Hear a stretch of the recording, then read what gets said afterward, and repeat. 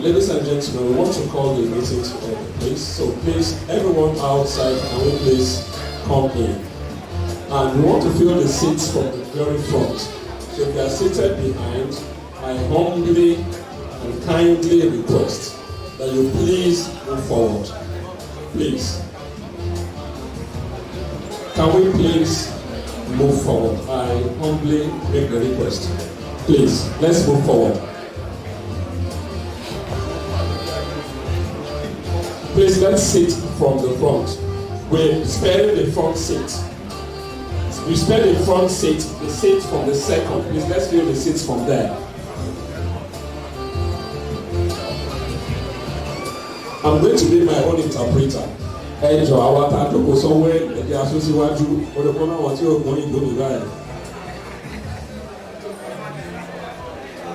If there's a seat in front of you that is empty, you are not sitting in the right place. So please, let's move forward. Let's move forward. If there's a seat empty, except the front seat, every other place should be filled. Except the front seat. Every other seat should please be filled.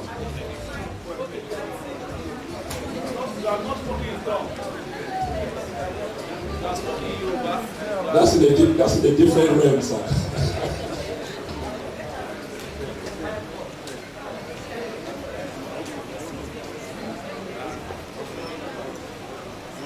Ladies and gentlemen, let's please fill the front seats. We are still scattered. It's not going to look good for our camera. Thank you.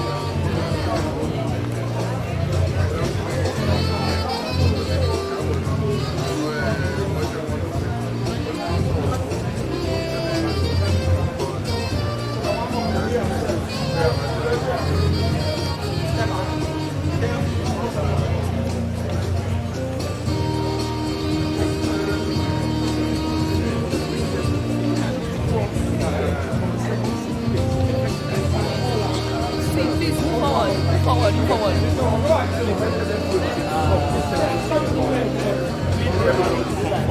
Thank you.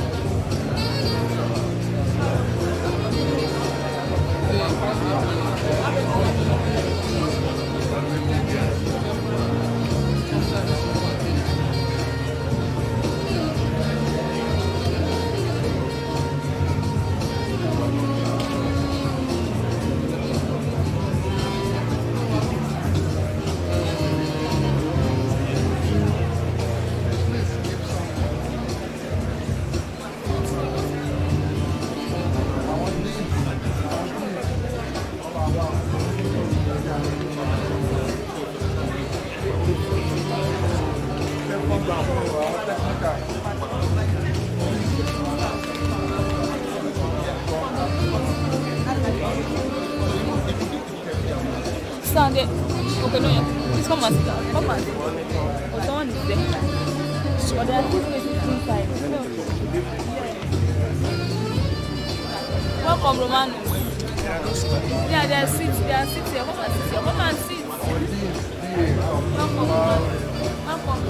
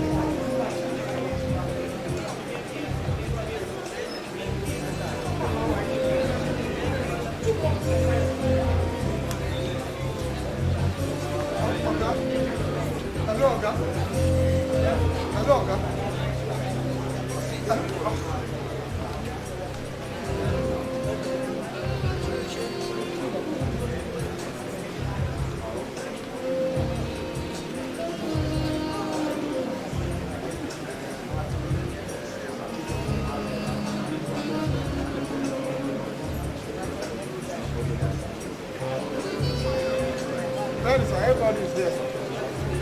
Everybody's there.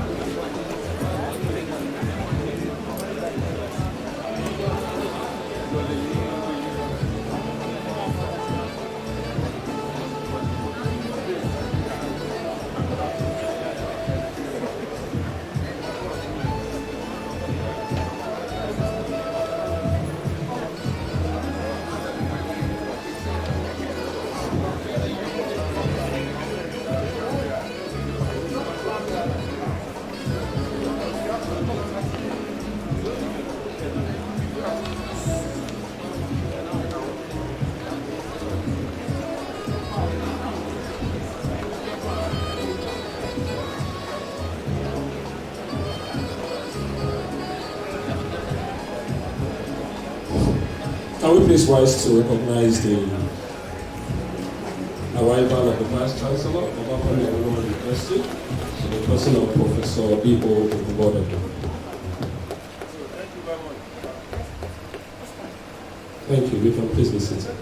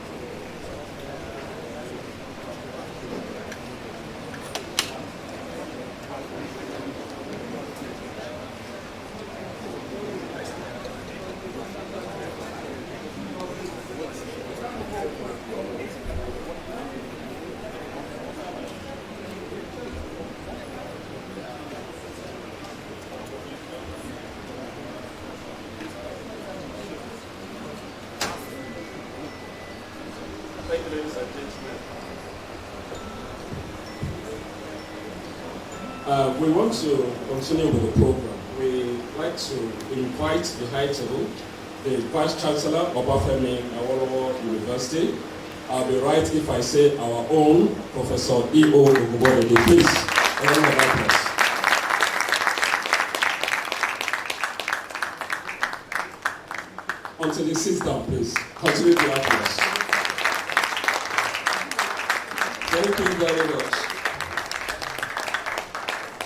he's going to be having people assisting him there this morning. And to his immediate right, I'd like to invite our guest speaker, MD and CEO of the Prosperity Group, Mr. Magic.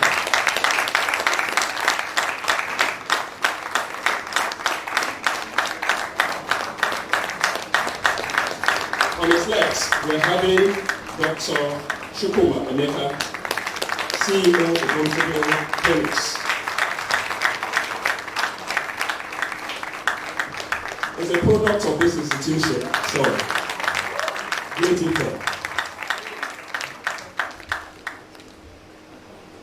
Next to Mr. Magica, we're going to have the CMD, ably represented by the CMAC, Professor Elushia.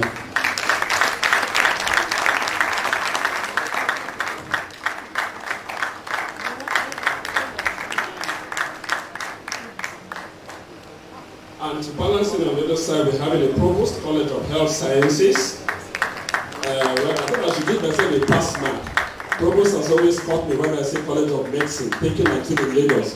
So my Provost, sir, I got it right this morning, is the Provost College of Health Sciences of Aberdeen University.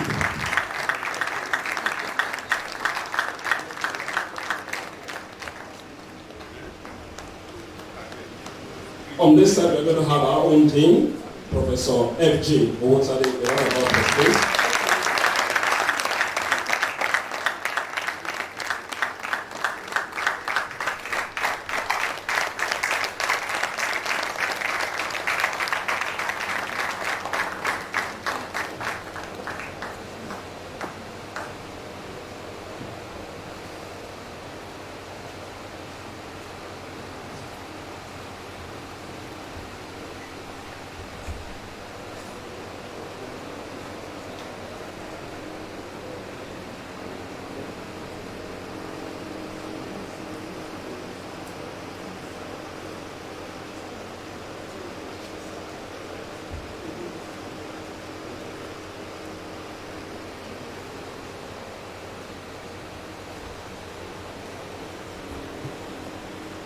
Thank you. Can we please rise to have the national anthem?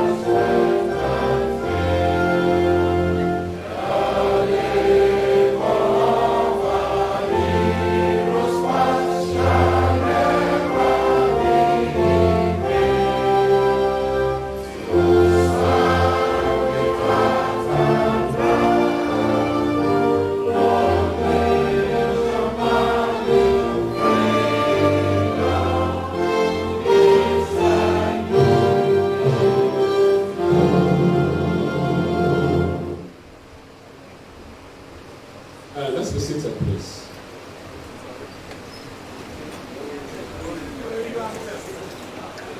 All right, the OAU anthem, please.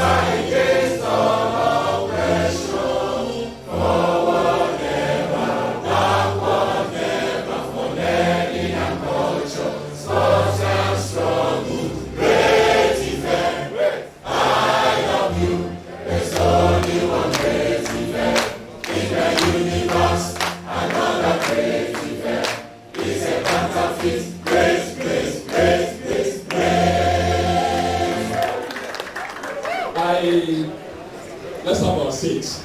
Well, I'll need to have some teaching on this because I don't know what the legal implication is for somebody that is a graduate of the University of Lagos to sing the anthem of Great Ife. So because if I don't sing, I might lose my job. The VC is here. And if I sing, Lagos might withdraw my certificate. So I think I need legal advice. Well, having said that, I think Dr. I think I can give that advice. Thank you, sir. The issue is that the Vice Chancellor of the University of Lagos is on loan to the University of Lagos.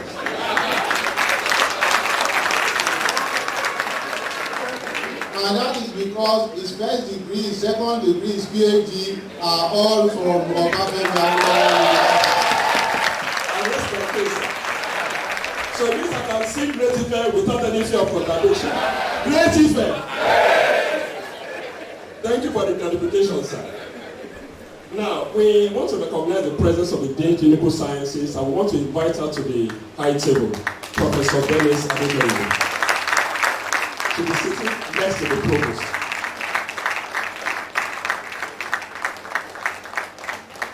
We were actually running at a risk of being queried by gender because we were going to get into trouble with gender balance on that table.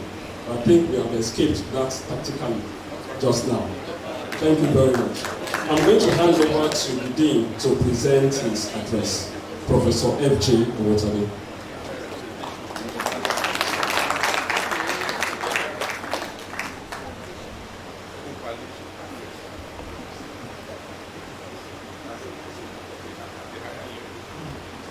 The Vice Chancellor of Obafemi Awolowo University, and like the MC said, our own Professor Eyitope Ogunbodade, and not just that, the initiator of the first faculty conference of the Faculty of Dentistry, hold on, and the first faculty conference in Obafemi Awolowo University.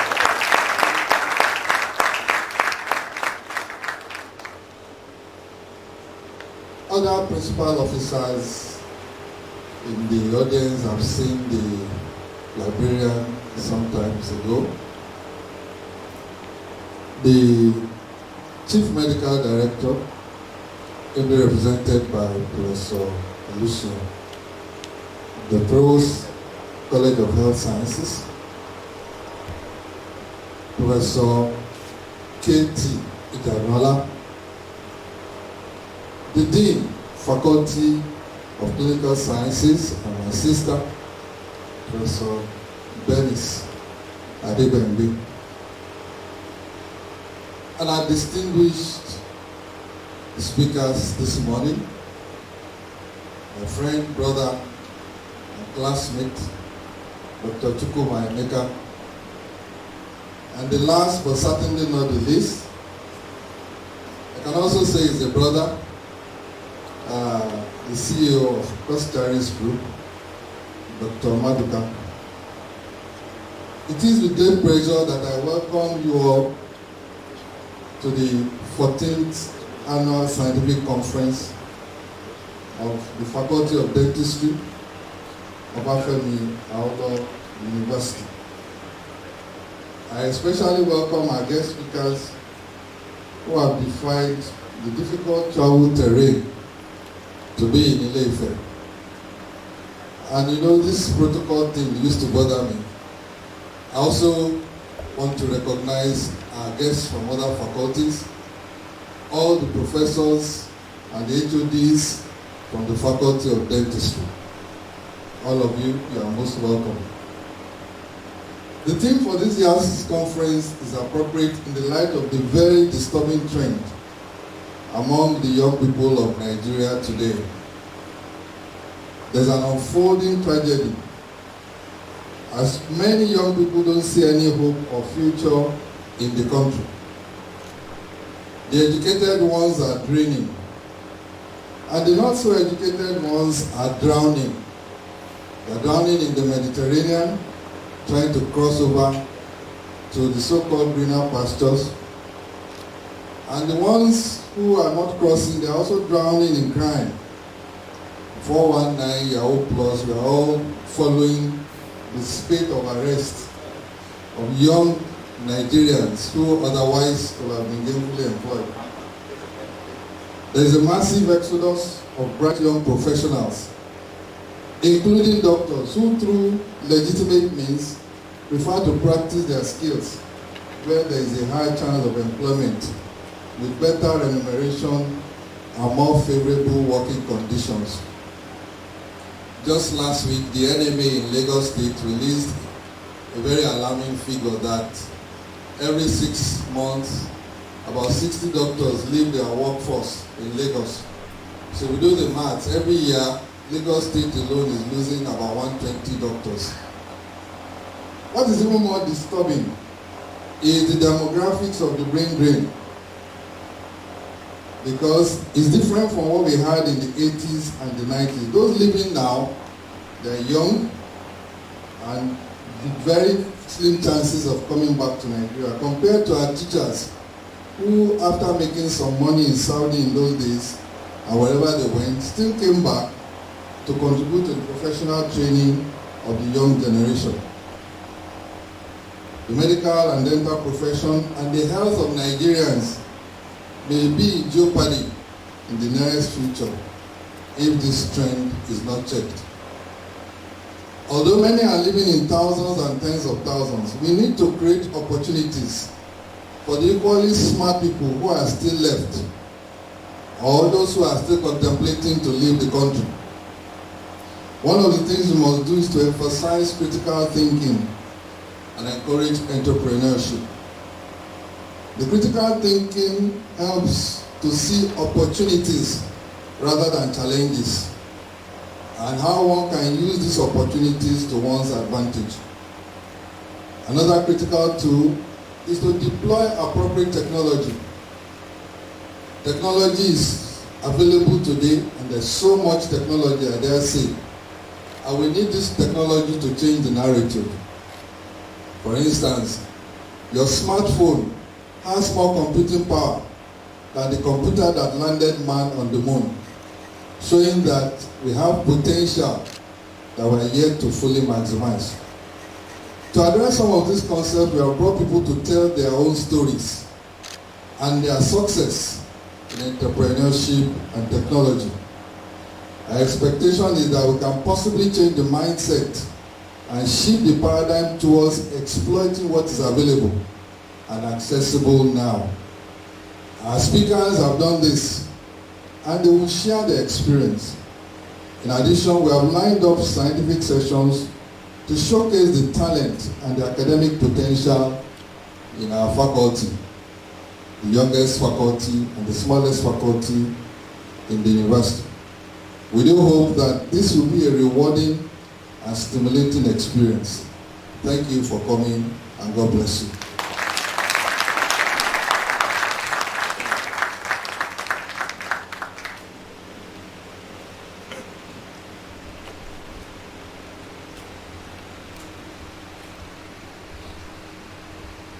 Thank you, sir, Dean.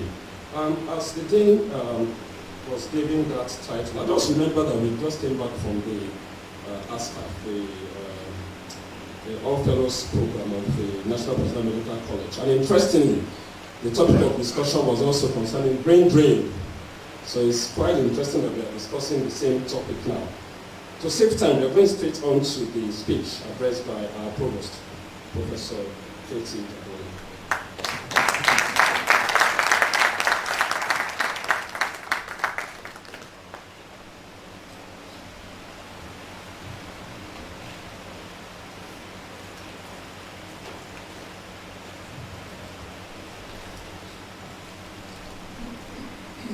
The Vice Chancellor of our great university, and on his own merit, the previous Provost of the College of Health Sciences, Professor Tokwe Ogbodebe, the Chief Medical Director of our teaching hospital, Professor Adetubo, ably represented here this morning by the Chairman of the Medical Advisory Committee, of the hospital, Professor Jerome Olushi, Dean of the Faculty of Dentistry, and the host at this event, Professor Felicia Wotabi, the Dean of our Faculty of Clinical Sciences, Professor Dennis Adegbende, our distinguished guest speakers,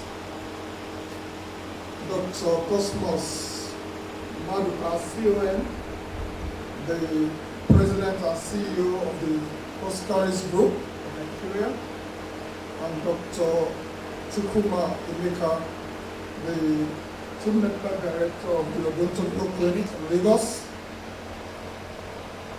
Previous and serving deans that I can see in the audience this morning, distinguished professors and heads of department of our great university, faculty members across the entire college and the length and breadth of the university, our distinguished students of the College of Health Sciences and elsewhere, non-teaching staff, I can see faculty secretaries and other non-teaching staff here present this morning, distinguished ladies and gentlemen. The theme of the faculty conference of dentistry this year, enhancing medical and dental practice through entrepreneurship and technology, is very apt and could not have come at a better time of our growth and professional development as a university, when we are increasingly recognizing the value-added benefits of entrepreneurship and vocational training in our undergraduate training curriculum. And we are all endeavoring to institutionalize skills-based learning in this university. I must say that I'm highly impressed by the personalities that this year's conference has attracted. We are not unmindful of the busy schedules of our guest speakers, Dr. Maduka and Dr. Emeka, who have set out time to address us at this year's conference. They actually arrived since yesterday to let you know the import that we attach to addressing us this morning. We are really very grateful to them. We're highly impressed by their commitment, and we have no doubt that we shall all benefit from their wealth of experience as entrepreneurs as they address us this morning, and we can all only be better for it at the end of today's meeting. I want to congratulate the faculty and the members of the Faculty of Dentistry of the College of Health Sciences of our university on the successful faculty celebration for this year. And I wish us all a very great time here this morning. Thank you very much, and welcome.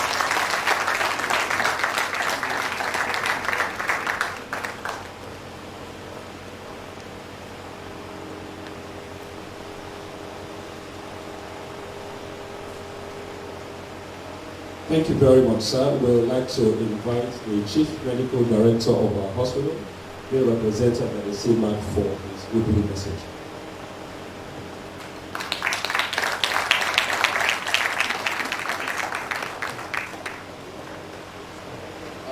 I'm with Vice Chancellor, sir.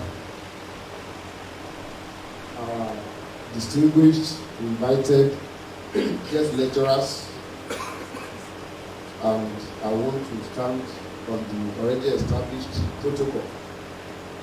The Chief Medical Director of our teaching hospital, Professor Victor Adebayo Adetimoye, will not be here this morning. We have been summoned to Abuja for a meeting that borders on budget for the incoming year. They have sent me to express his best wishes to the Faculty of Dentistry and to wish you the best even in this year's annual conference. And he has asked me to remark that every year in all your conferences that you have always sought out very distinguished speakers to do justice to your topics, and he's confident that this year will also not be an exception. And he has said that please remind you to please package the proceedings and let's draw out action points that may not only impact on the university but also on the teaching hospital, so that we can all get better by the day. So on behalf of the chief medical director and the staff and patients of the hospital, I want to wish you the very best in this conference. Thank you very much.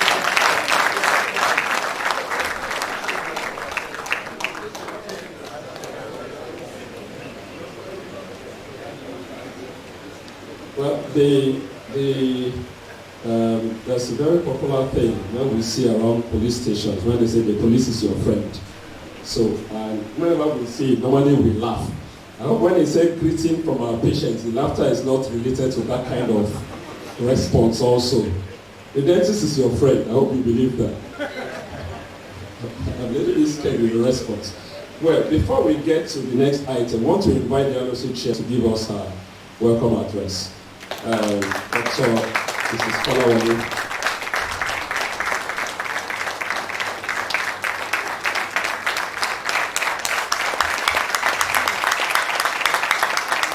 On the presence of gender war here, you didn't clap as much as it was in mind. Well, anyway, you're welcome.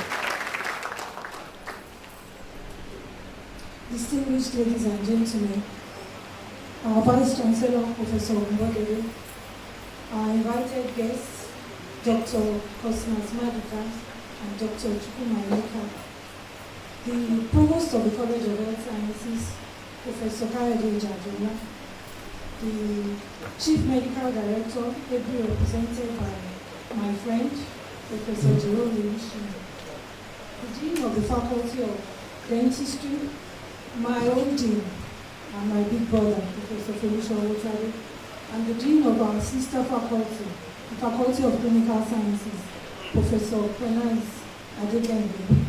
On behalf of the local organizing committee, it gives me great pleasure to invite you to the 14th Annual Scientific Conference of this great Faculty of Dentistry. I want to particularly welcome our guests from outside Ile-Ife, who have come all the way from Lagos. I welcome you to the city of Ile-Ife, which Yoruba mythology believes to be the origin of mankind. Since we last met, a lot of remarkable events have occurred both locally and internationally, including the 2019 general elections, the upsurge of insecurity in Nigeria. Globally of note are Brexit, which has ironically led to the exit of 2 prime ministers in the United Kingdom, and maybe the current one is also on his way out, and the recent xenophobic attacks on Nigerians in South Africa. The xenophobic attack is particularly relevant to the theme of our conference and our desire to see dentists become entrepreneurs within Nigeria rather than seek greener pastures abroad. The theme of this year's conference is enhancing medical and dental practice through entrepreneurship and technology. The organizing committee has put together a rich and exciting educational program. We shall be listening to 4 stimulating lectures to be delivered by eminent personalities, including a world-acclaimed entrepreneur par excellence, our own eminent alumnus, a professional colleague who has ventured into aesthetic medicine, and an IT and management guru. Our faculty here in Ile-Ife is renowned for academic excellence and has a team of sound, experienced, and dedicated academic staff whose goal is academic distinction and up-to-date clinical practice in the various specialties of dentistry. This is evident in the quality of abstracts built for presentation at this conference. This case for academic excellence has been imbibed by our students and younger colleagues, and a number of them will be presenting at this conference. This year we have been able to take a few strides forward in not just improving the content, but also the organization of the conference. We created a website solely for this conference through which participants registered and submitted their abstracts. We have stepped up our use of the social media for publicity, and we are currently live streaming these sessions. We have also gone down memory lane and chronicled past conference themes and dates. It is worthy of note that our faculty sets the pace by organizing the first faculty conference in this great citadel of learning in February 2001. This was under the able leadership of our then visionary dean, Professor Eyitope, who is the current Vice Chancellor of this institution. The city of Ile-Ife and our university has a rich cultural heritage. I encourage our guests from outside to enjoy the serene and calm environment of the university, which provides a conducive atmosphere for learning. You can please visit the Natural History Museum on campus and other historic sites within the city at your leisure. I implore you to avoid distractions and plan to be part of all the sessions of this conference. We started at 8:30 a.m. this morning, and the first session was very exciting. Please fasten your seatbelts as we embark on this 2-day journey, which I assure you promises to be exciting and memorable. Once again, welcome to Ile-Ife and welcome to the 14th Annual Scientific Conference of the Faculty of Dentistry. Thank you.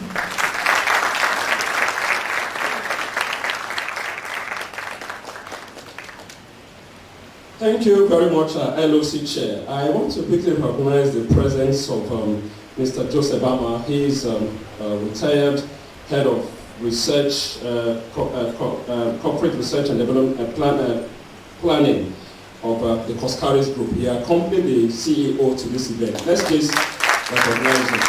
I want to also use the opportunity to recognize the presence of some very special people here. You know, it's not good to be hit by a car, but if you are giving, if there's any reason why a car should hit you, I think be hit by a good one. Look for an SUV. If they say, oh, that's somebody's car, maybe some old car. So I want to recognize the presence of all the professors in our faculty. I will not mention names because we have so many professors. The names are many. Please let's recognize them with a round of applause. All former deans present. Well, I wanted to say my own auntie, former dean of dentistry, is there. We have some things that have been there much longer. Professor Tuyemi. We've had VC was also former dean in our faculty. The other one now is of blessed memory. We recognize everybody. You are welcome. Please give them a professorial welcome. Having said that, we want to move forward to invite the VC to give his address. But before I invite him, I want to quickly make some disclosure. Because this morning, Dr. Oyetola and Maitri saw me frantically looking for the first and second names of all the principal officers. And they said, I said only Jubelo because I had gotten into trouble twice with the busy for not giving those names. Sir, I have done my assignment. I know the names now, sir. You are welcome to give your speech. Thank you, sir.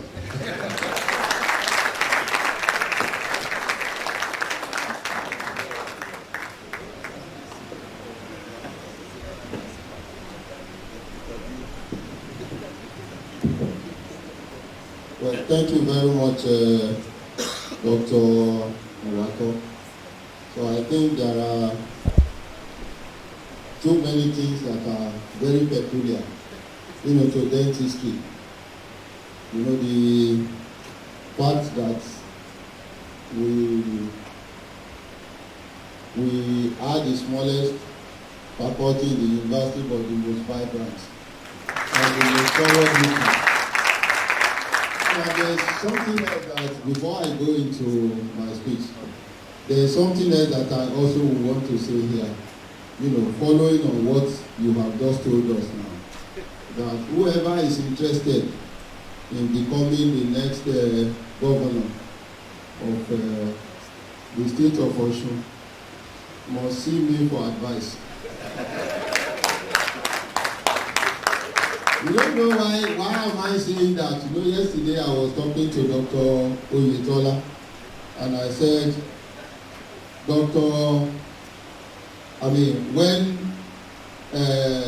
Governor Aregbesola was there, we had Aregbesola in the faculty of dentistry. And so when the contest was going on, we knew that anybody who would demand governor of Osun State must come from dentistry. And so at the end of the contest, we had Governor Oyetola. So anybody who is interested must look at the names in dentistry. So So that is just by the way. So, and that's the answer to your question, that we are very peculiar and we must do our things, the way it is ordained to be. So I want to welcome, our guest speaker for today, Dr. Cosmas Maduka, CON, President and CEO of the Costaris Group. You are very much welcome to Obafemi Awolowo University. He's not only here, he came with a large entourage, but I would like to also recognize Mr. Ama. So you're very much welcome to Obafemi Awolowo University. We thank you because if you know what every second, every minute, the value to, people like Dr. Cosmas Maduka, so you know that coming to Obafemi Awolowo University and staying for almost 2 days here, cannot be quantified in terms of the financial implications. But he is here with us, and everything in the office moved to Obafemi Awolowo University. So we're really very grateful. And so we also would like to thank Dr. Chukuma Emeka, the CEO of Odontoville Dental Clinic. In Yoruba balance, there is something that we always say. We say that it's supposed to be low, it's like, so you don't say, because this man is already very rich, and so when he's dancing, you just leave him to dance, you don't screen him. So and we cannot say that because he's a graduate of this place, he's always been one of us, and not recognize the fact that he has also left his clinic and everything with his patients to come, to this place. And I'm sure that he will also tell us, before giving his speech, that he's also bringing greetings from his patients. So, sorry, Professor Elushin, I'm not trying to mimic what you said during your own address. But just to say that I agree with you that if you are coming from the hospital, you must also represent not only the staff but also the patients there. So and that takes me to Professor Jerome Elushin, who is representing the CMD here, at this conference. So the CMD, Professor Adetiloye, who is also our own person. So I thank you very much for being here and for sparing the time, in spite of the fact that your inaugural lecture is coming up tomorrow. And by now, I'm sure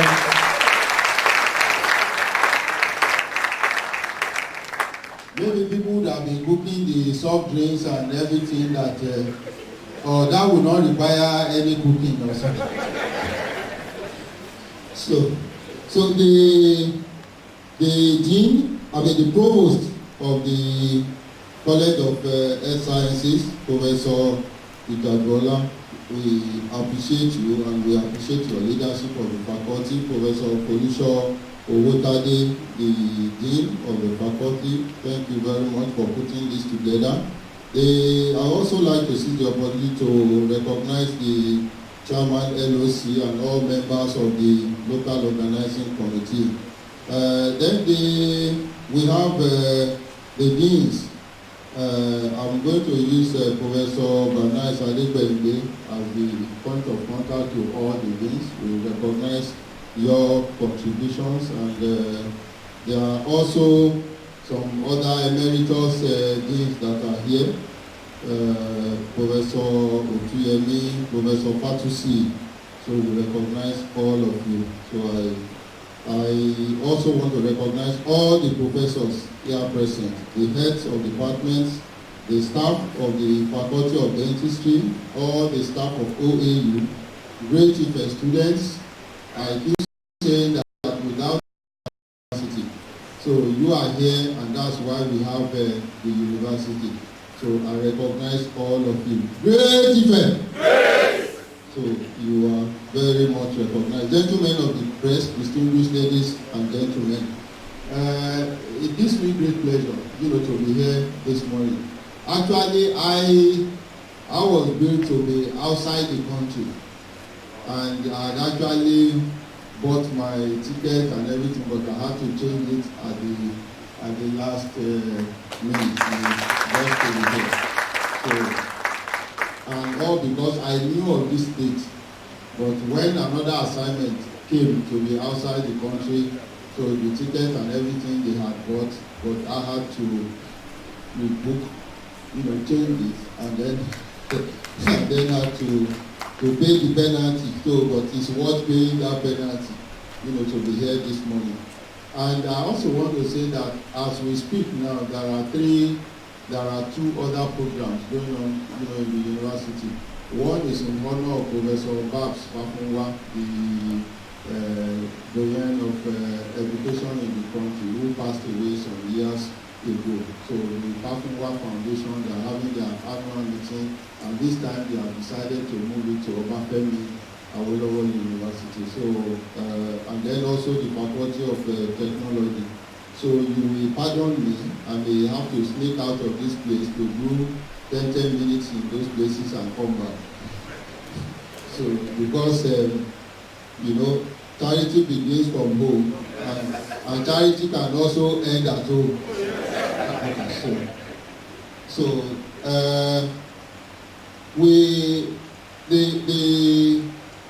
what we are doing now is something that we ought to have been doing for many years back. This is not, it's rather, it is better late than never. That is exactly what is going on now. Nigeria ought to have looked at the future and then to have entrenched certain things in terms of entrepreneurship in our programs, a long time ago. But we have failed to do that. And now that we have unemployment on our hands all over the place, and we fall back to that, the consequences of this youth unemployment is actually facing us. So now we have seen it, and then we are just coming now to say, what can we do as far as this matter is concerned? But luckily, we have some people who have gone through that, who knew it, and who can guide us. And that is why today, here we have Dr. Cosmas Maduka and then Dr. Emeka, coming to talk to us. I was discussing yesterday with Dr. Maduka and Dr. Emeka. And I asked Dr. Emeka, why you were here at Obafemi Awolowo University? Did anybody teach you anything that has to do with private practice? And he said no, that he never even visited any, not to talk of teaching. Nothing about human resource management, nothing about administration, nothing about account keeping, not even a one-day kind of posting, to a private hospital. You do 6-7 years and everything will be in a teaching hospital, and at the end of the day you are expected to run your own private clinic. How are you going to do it? And then we left that one also to say, okay, now private practice is expected, the university expects my department, preventive and community dentist, to teach private practice. So, and there is nobody there who had ever had any experience of private practice. So how do you teach something that you don't know? How do you do that? So we will continue to rely on people like him, to teach and take our students through, what it means to run a private practice, and then entrepreneurship and the likes of it, because the theory resides in the universities. But one other thing now that we are trying to do, and that's why I'm quite happy that Dr. Maduka will be talking to us about how to succeed as an entrepreneur in Nigeria, because carries a good model. He's not talking to us in theory. He's going to talk to us in practical terms. And that's one thing that I learned, sometimes ago when I went on sabbatical.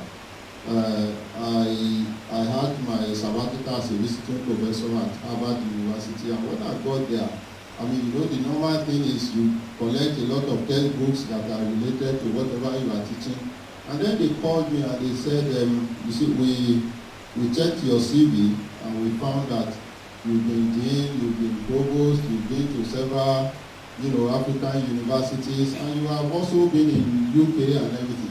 We have brought you here to share your personal experience. We have not brought you here to teach theory. So talk to us in terms of, we've seen that you've done quite a lot of work on primary health care and everything. Share your African, that is what we lack. Your African experience and what you think we can do.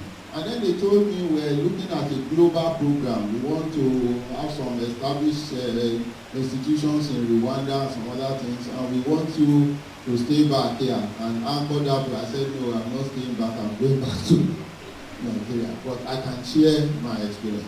And you know what normally will follow? After you give a lecture and you talk and everything, they say, where is your book? That's it. They want to see your book where all those things have been written, all these things that you are sharing with us now. So you need to write it and then let people see, what you know and what you've been able to do. And I think that takes us to where we are now, that we have people here now who are in the field, who have gone through everything. It's impossible for them to share their experience within 30 minutes or 1 hour or even a day, but they will give us a tip of the iceberg. They will whet our appetite, and then we go ahead, and learn more and see how best, we can tap into the resources that they have in abundance. Dr. Evita will be talking about enhancing medical and dental practice through entrepreneurship and technology. Now, what we are trying to do in the university is to incorporate entrepreneurship into every program in the university. A year ago, we decided that the Senate of the university, through the Committee of Deans, will do a curriculum review of all programs in the university. But I found that it was taking so much time. And why is that so? Because somebody who wants to incorporate entrepreneurship into the curricula must himself or herself be familiar with it. So, but when you are not, it becomes difficult for you. So you will need some other people who are actually very familiar with what you are talking about to assist. So what we have decided to do now is to take this entrepreneurship program. If you want to change from you want to incorporate protons, neutrons, and all the other things that ordinarily you may not see. So that can come later. So, but the ones that we want to do now is to take entrepreneurship as a program and incorporate it into every program in the university, such that if you are graduating from the Department of History, for example, you will at least have one skill that you can practice immediately you graduate from the university. And if you are in the sciences, that will be something for you to be able to do. And if you want to establish your own business, you would have been taught, how to do that or how to manage human beings. And that is not going to, and we are saying that with effect from next session, that will be in place as far as this is.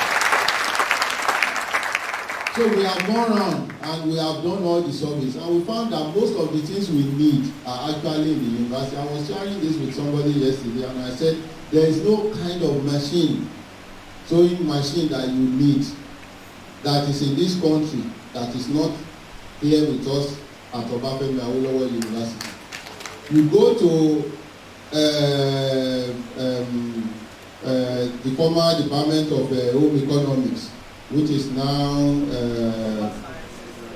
Consumer Science and Family Nutrition. So you discover that all types of machines are there. The one you use to put stones, industrial, is it what do you call it now? Whipping or something, I don't know. All sorts of machines are there. You go to Center for Entrepreneurship, you find another set in their numbers. They are there. You go to finance, you find another set. So what we need, you have materials for paint making, you have materials for leather, you have materials for all sorts of skills but they are just there. So what we are doing now is to look for people who can use them, people who, artisans and everything, who employ them, we bring them to the university, and then the academics, the professors and everybody can supervise, whatever we are doing. But that cannot be, translated in the area of medicine and dentistry and the rest of it. So we will, on that note, rely on people like Dr. Emeka and people who are in that field to assist us while we will support, whatever is going on. So, and I think with that one, within the next 2-3 years, at Obafemi Awolowo University, we will be very sure that we are actually producing graduates who immediately after leaving this university will be able to stand on their own. So that is where we are aiming at. Now, I want to finally let you know that dentistry as of today, maybe the smallest faculty, but is the most dynamic. We had a challenge with our accreditation, some times ago, and we have been working very hard to ensure that, we correct that, and then we get back to our normal position, at the leading dental school in Nigeria. There are too many things that people do in order to get accreditation, but I want to assure you that Obafemi Awolowo University will never do anything that is not, ideal. So we will never influence any issue of accreditation. So we want the best, we want standards, and that is exactly what we are maintaining. So I want to assure you that over the time, there have been quite a lot of changes. The university, the teaching hospital, we have worked hand in hand to ensure that we bring in the best, and then that we bring the dental school back to what it is supposed to be. And I want to assure you that at the next accreditation, there is nothing that will stop us, and that is this in a month or 2 months' time. So nothing will stop Obafemi Awolowo University from coming back with a full accreditation. So I want to thank you very much, and I want to wish all of us a very, very successful conference. Thank you.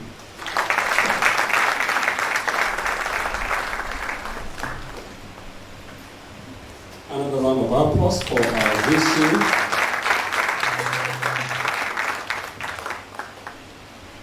Thank you very much. We are going to the next section, but before that, I need to recognize the presence of Professor Iniyoyi Omonola, HOD Nursing. Can you please indicate? Thank you very much. Can we?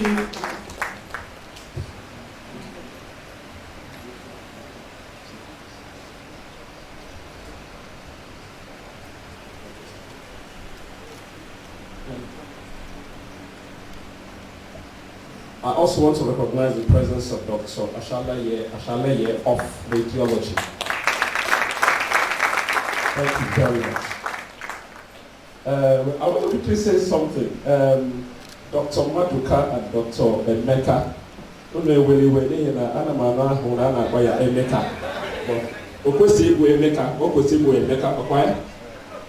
Emeka, the VC of interpreters.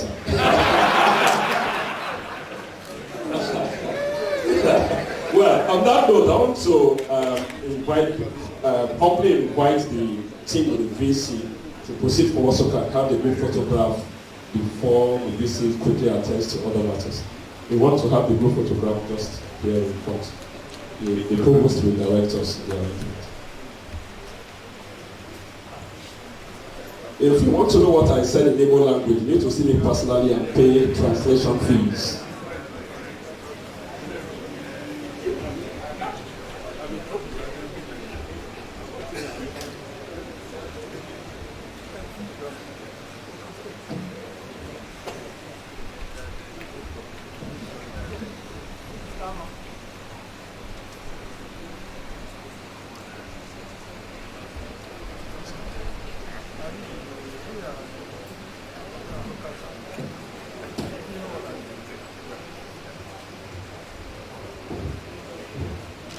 sit here.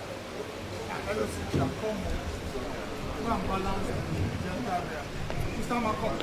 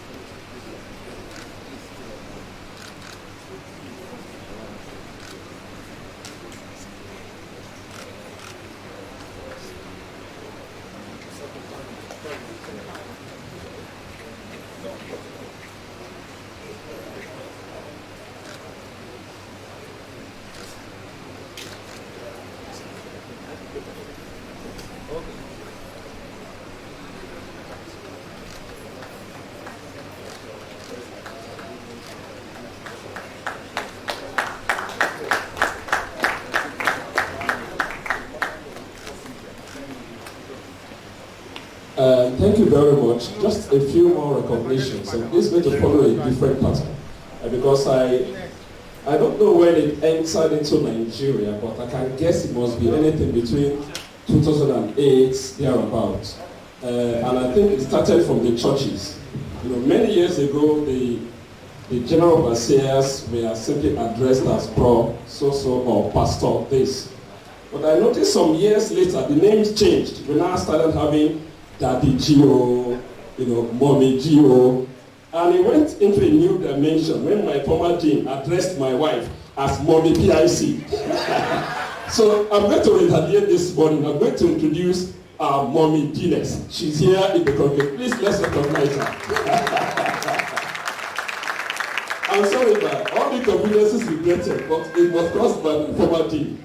And I'm also going to recognize Daddy LOC Chairman, Professor Kola Wallace. You are welcome. Where is he? Yeah, that's our Daddy LOC Chairman.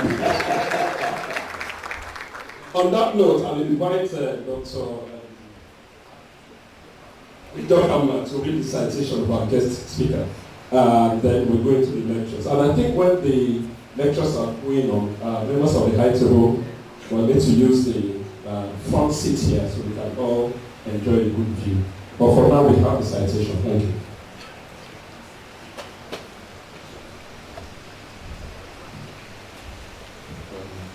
Distinguished ladies and gentlemen, all protocols to be observed.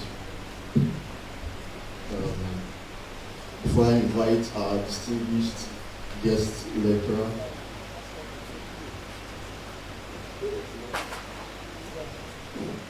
before I invite Dr. Chukuma Emeka, our distinguished guest lecturer, I will humbly ask him to stand for the reading of the citation.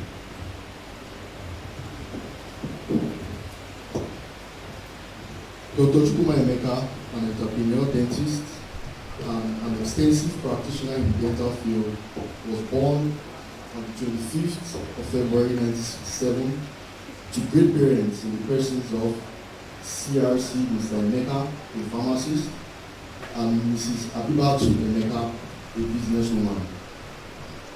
He started and completed his nursery education at Corona School, Apapa, and had his primary education at Grand School, GRA Keda, Lagos, between 1972 and 1978. He commenced his secondary education at Ruby College, Yaba, but was moved to Federal Government College, Kaduna, in Form 3, from where he obtained his WASCO level in 1983. He was admitted to study dental surgery at the then University of Ife in the same year. Dr. Emeka graduated in 1990 with a bachelor's degree in dental surgery and went on to do his housemanship right here at the Obafemi Awolowo University Teaching Hospital Complex in Ife between 1990 and 1991. He was posted to Benue State for his NYSC where he served at the General Hospital Boko between 1991 and 1992. For his NYSC Community Development Project, he ran a school dental visit program organized for secondary school students in several secondary schools, where he taught dental healthcare education and examined students, referring them to the appropriate hospital for care. The Community Development Project earned him an NYSC State Award for outstanding and meritorious service to Benue State of Nigeria. During his service here, Dr. Emeka discovered, investigated, and documented what appeared to be the first report of endemic dental fluorosis in the country.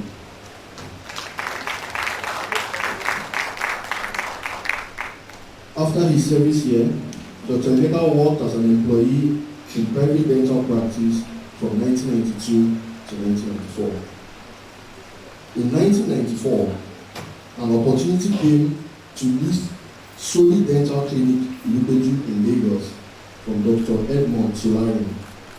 This is where he started his own private dental practice, which he named Odontoville Dental Clinics. In 1996, Odontoville Dental Clinics bought over the assets of Solely Dental Clinic and quickly outgrew her initial 3-room Big U location.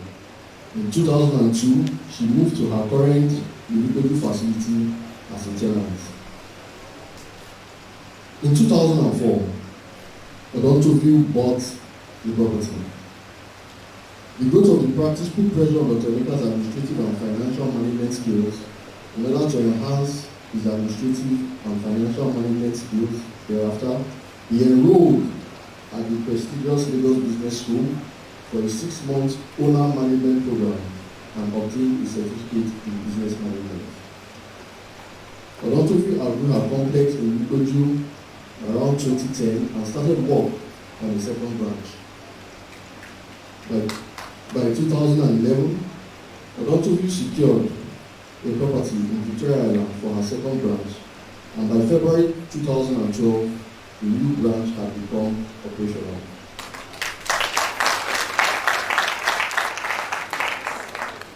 In 2014, citing a need to upgrade his restorative and clinical skills, Dr. Emeka enrolled into an MSc program in restorative and aesthetic dentistry at the prestigious University of Manchester and graduated with merit in July 2016. Since the year 2010, Dr. Emeka has voluntarily served as a minister in Living Faith Church, pastoring a small congregation of a little over 200 people. He also served as a member of the Board of Regents of Covenant University Ota, Ogun State from 2007 to 2018. Dr. Emeka currently sits on the management board of Covenant University Medical Center, Ota, Ogun State.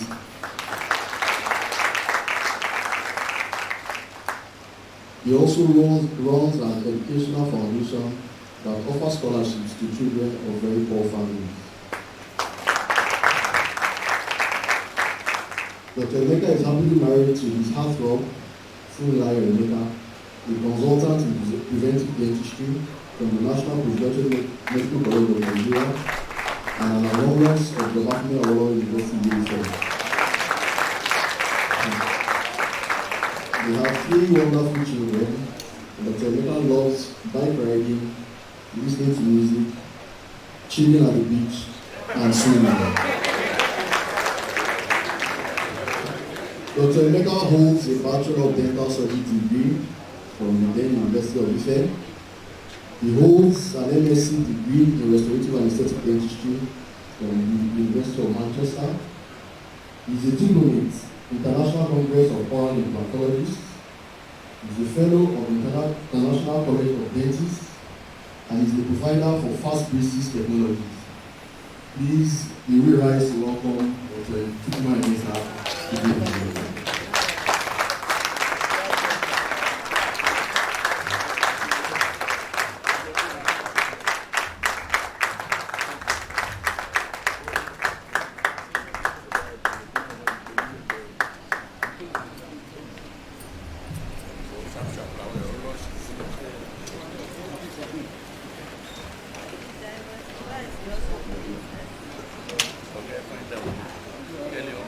Great event. I want to thank everyone for coming here this morning. Before I start, the Vice Chancellor, Professor Ogunbodede, the Provost of the College of Medicine, Professor Kayode Ijabumola, the Dean, the Faculty of Dentistry, Professor Folusho Owotade, the Dean, Clinical Sciences, the CMD, ably represented by the CMAC, consultants, registrars, senior and junior, eminent scholars, students, ladies and gentlemen. I count it a great privilege to be asked to speak on the subject of entrepreneurship, a means of stemming the mass exodus of doctors from Nigeria, knowing fully well that there are many medical and dental entrepreneurs in this country more qualified than myself to do so. For this unmerited favor, I am deeply grateful to the Almighty God, and I'm also thankful to my good friend and classmate, the Dean of the Faculty of Dentistry, Professor Folusho Owotade, and his great team. Okay, the question is to go or not to go, to travel or to stay at home, to earn wages or to reach out for profits. This is a very emotional and difficult decision for any doctor or dentist to have to make, knowing fully well that whatever decision you make, that is whether to go or to stay, will have far-reaching effects for you, your family, the profession, and indeed the nation and its people at large. It's not a decision to be taken lightly at all, as the lives of many may one day depend on the decision you make now about where you want to trade your skill. I'll tell you a little story very briefly to bring home what I just said now. Early this year, a friend of mine and a patient had an appointment on a Monday morning and missed the appointment.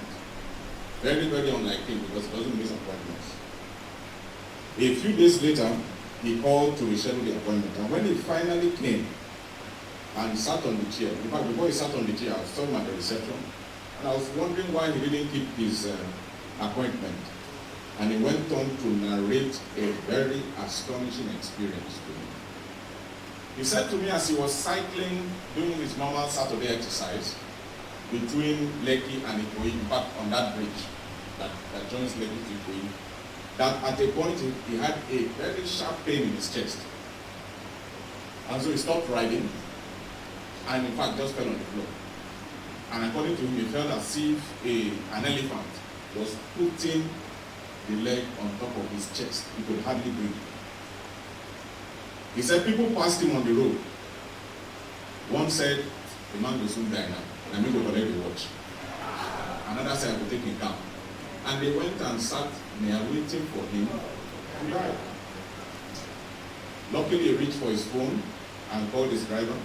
The driver picked him up from there, took him to a nearby hospital that couldn't attend to him, but referred him to a center run by an entrepreneur. Everybody say entrepreneur. An interventional cardiologist. And within 1.5 hours, for those that don't know, he had a heart attack. Within 1.5 hours, an operation was made through his femoral artery, the blockade was removed, a stent was placed, and he was talking. Oh.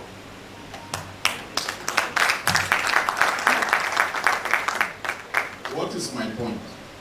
My point is, what if that doctor did not set up his private clinic and run it according to international standards? What would have happened to my friend? He had an appointment on Monday. I would never have seen him again. That's why I say the decision to go or not to go is not one to be taken lightly. Somebody's life, quite a number of people's life, might depend on the decision you make. So let's think very carefully. Let's think very carefully about that decision. So this morning, what I want to do is briefly introduce the subject of entrepreneurship as a viable option to solving the personal problems that instigate an individual to leave his country in search for better opportunities elsewhere. So let's start the first slide. Do we have the first slide? Why the mass exodus? Why? Let's go to the next one. Why the mass exodus? Number one, economic considerations. And these economic considerations are real. They are what? They are real. They are real. They are real.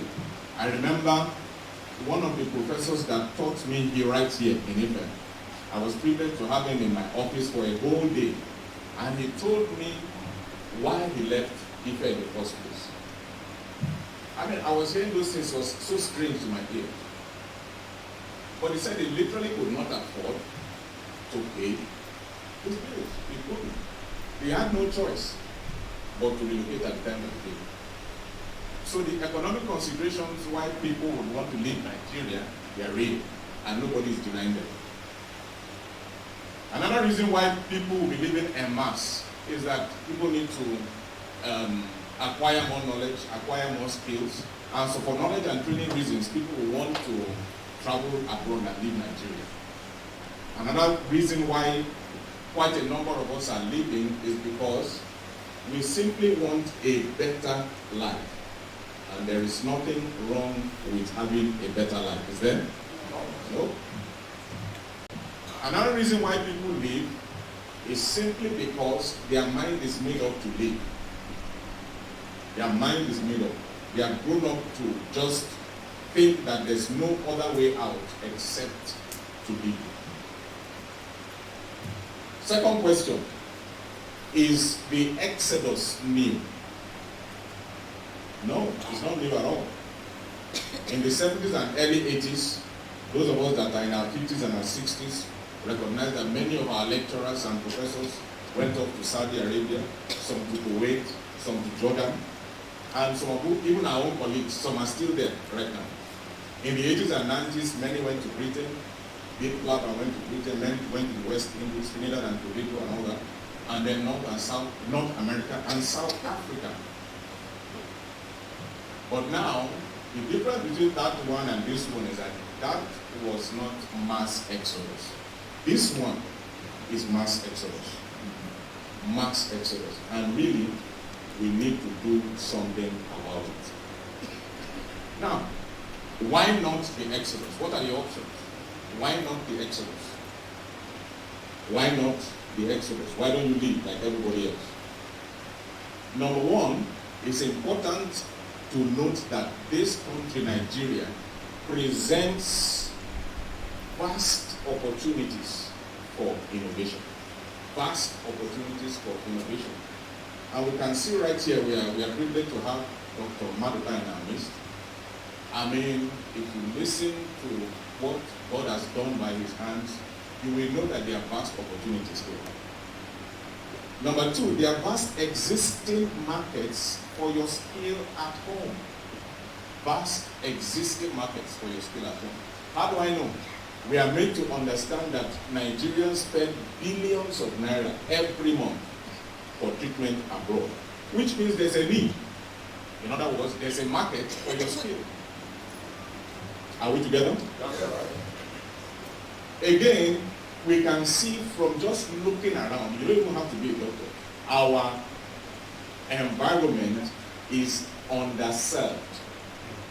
I was reading a report on Al Jazeera about the documentary that was made. We are made to understand that Nigeria has about 72,000 registered doctors, and half of those doctors are outside of the country. And we're supposed to have a population of more than 150 million. They put it at about 180 million, which means every doctor is assigned to 5,000 people. That's unreal. So the market is underserved. Why not Exodus? You and I have heard what has happened to people in South Africa because of racial prejudice. And everywhere you go, it's there. You can't say it's not there, it is there. You go to the UK, there's racial prejudice. You go to the US, there's racial prejudice. You go to Australia, anywhere you go, that is not your country, there's racial prejudice. And really, let's be honest, even in your country, there's racial prejudice. So why go for compounded racial prejudice when you can stay here? Then finally, why not Exodus? We need to consider our country. Many of us that are professors today, we went to school for free. Our bills were paid by the federal government of Nigeria. And really, we're not born there, but we have a moral, it's a difficult decision. While you think of the country and you think of the people, you also think of yourself and your immediate family. So, but we must put into consideration the next generation. For instance, who would have been teaching the dental students and medical students now if all the professors that are presently here were gone? When I was a student here, we had some students from Ghana. The reason why they were here was there was no dental school in Ghana. But now, what do we see? We see some of our own children having to go to Ghana for school. So we need to consider the next generation not only for our profession, we need to consider the next generation also of our own families. If you relocated abroad, and there's nothing wrong with that, you need to consider your immediate family. If your children grew up in a racially charged environment, what kind of individuals will they be in the future? You are able to cope because you grew up there. But if your children grew up there, do you think they will ever be able to go coming back there? So we need to have these things in mind when we take these kinds of decisions. So, question. Can entrepreneurship provide a viable alternative to solving the problems that instigate the emigration of medical and dental professionals? Can entrepreneurship provide that? Can entrepreneurship create the Western lifestyle, the Western world that people are traveling to get? I believe so. I believe so with certain conditions. I believe so. I believe so because I am standing right here, and many like me, many like me, that embrace entrepreneurship and used it as a vehicle to trade our skills ethically, and still have been able in our own little way to create that environment that we seek to go right here in Nigeria. So the question is, what is entrepreneurship? What is entrepreneurship? What is entrepreneurship?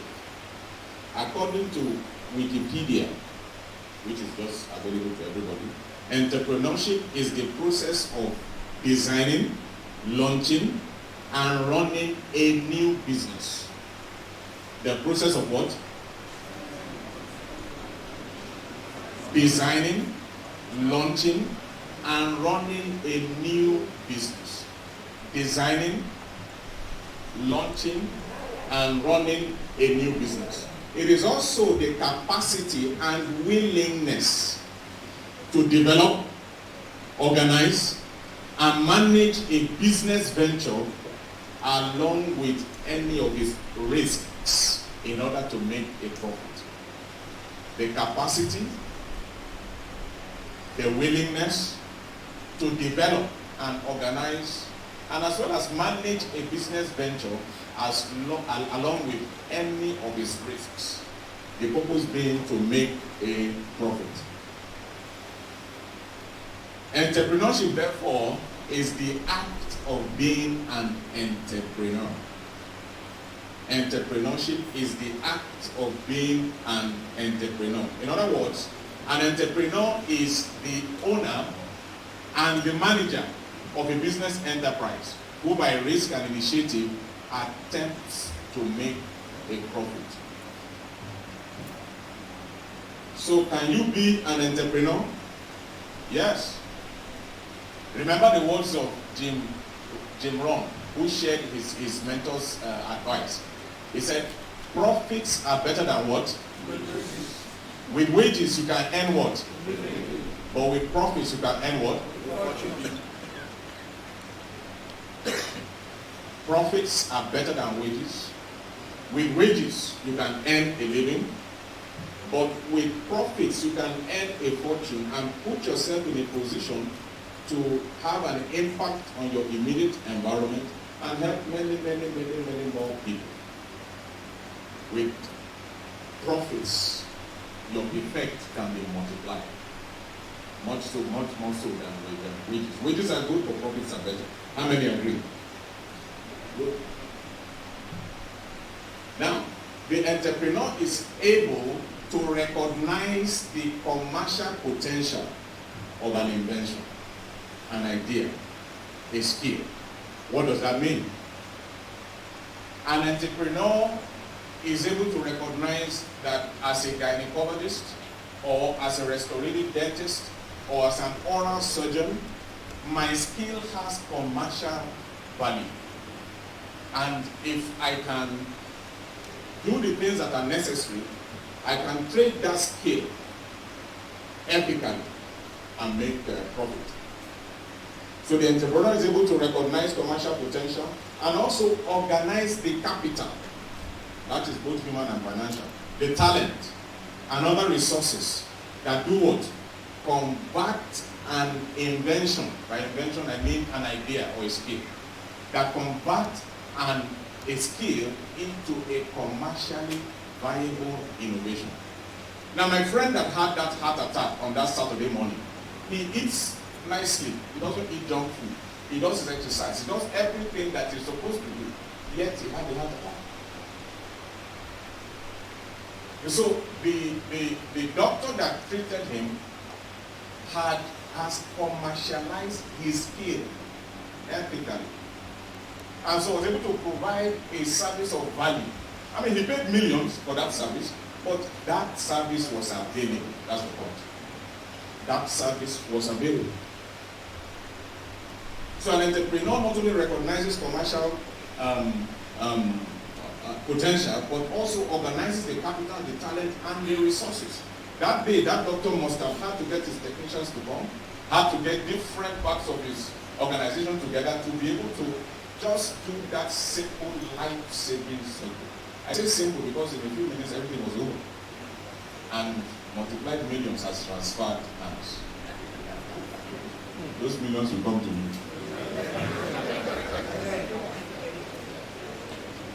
Now, what is innovation? Innovation is simply value. Many people think that innovation and invention are the same thing. They are not the same. Invention is your idea. Invention is your skill. Invention is something new that you have brought. But it takes commercialization of your idea, your skill, your product to have innovation. An idea is useless if it cannot be commercialized. I'm talking about entrepreneurship now. And innovation is value. And money doesn't change hands except there's an exchange of value. So your invention, your skill as a dentist, your skill as a surgeon, your skill as a gynecologist, your skill as a physician needs to be commercialized. That commercialization is what we call the organization of the talent and the resources that make your skill commercially viable. Are we together? No. That is a definition that was put forward by Ed Roberts of MIT.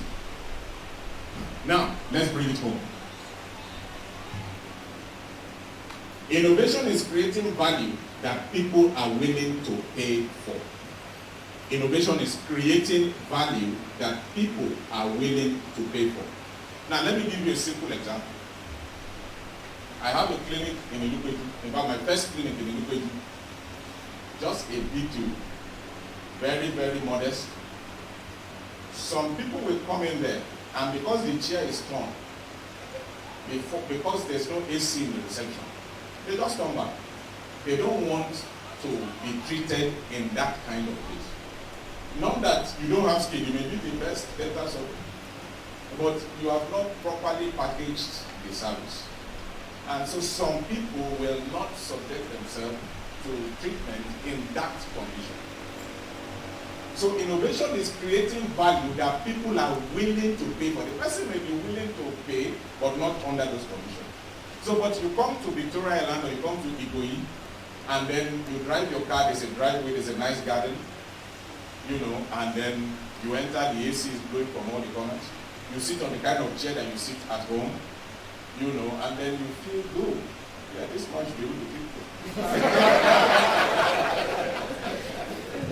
Are we together? So it is not just your skill. It's not just your skill. And I'll give you an example. When Ododobi was about 2-3 years old, because I was just a general dentist, I needed to bring in specialists to treat the different types of patients that we have. So I had an orthodontic patient who I knew could afford it, and they said they were going to pay. So I had an orthodontic specialist come from one of the teaching hospitals to attend to this patient of mine. And because the patient hadn't paid at that material moment, this specialist with another kind of mindset said he wasn't going to treat the patient. And I said, why? He said, there's no material. I said, there's material, we have everything. You know, he said, there's no material, meaning there's no money.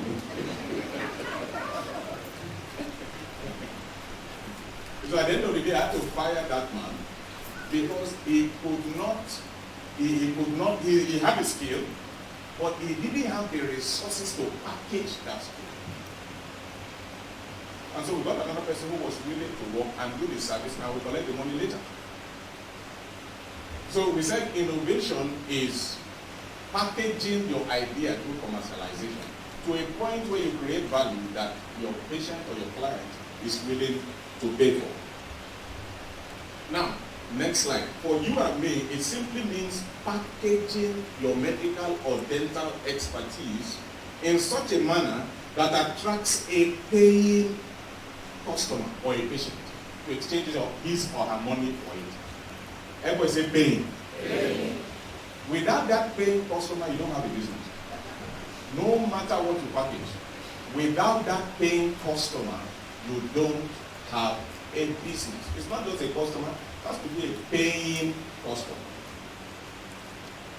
So now we have our national health scheme and all that stuff, and we also have,